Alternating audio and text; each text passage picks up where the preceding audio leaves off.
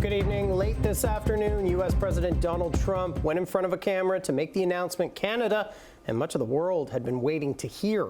He was expected to outline the tariffs he's planning to charge on Canada and other nations, and he announced an auto tariff. But there were few other specifics in his speech as the trade war expands. Al Sweeney is following the story and joins us live with the details. Al. Matt, one of the few specifics is that Trump is imposing a 25% tariff on all foreign-made automobiles as of midnight.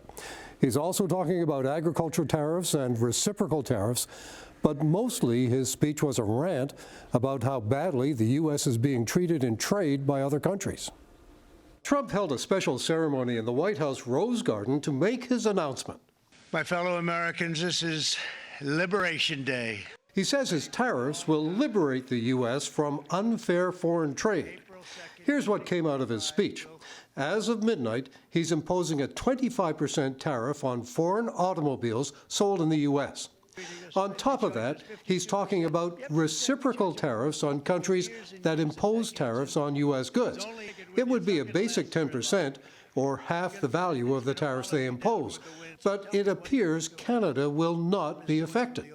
Trump also complained about agriculture tariffs in Canada, even though experts here say they have little effect on American imports like dairy products. Canada, by the way, imposes a 250 to 300% tariff on many of our dairy products. It's not a pretty picture, and we don't like it, and it's not fair. It's not fair to our farmers. It's not fair to our country.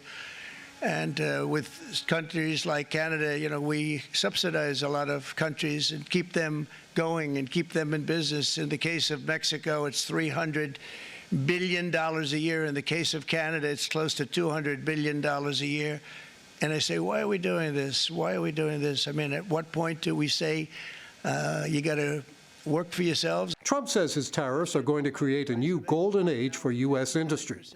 But it appears his previous tariffs still stand, including previously announced U.S. tariffs on Canada, like 25% on all Canadian goods, with an exception of 10% on Canadian oil and gas, and 25% on steel and aluminum.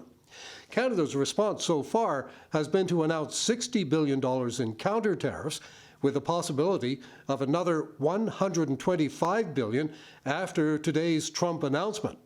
We're still waiting to hear what the federal government has to say, and possible non-tariff options.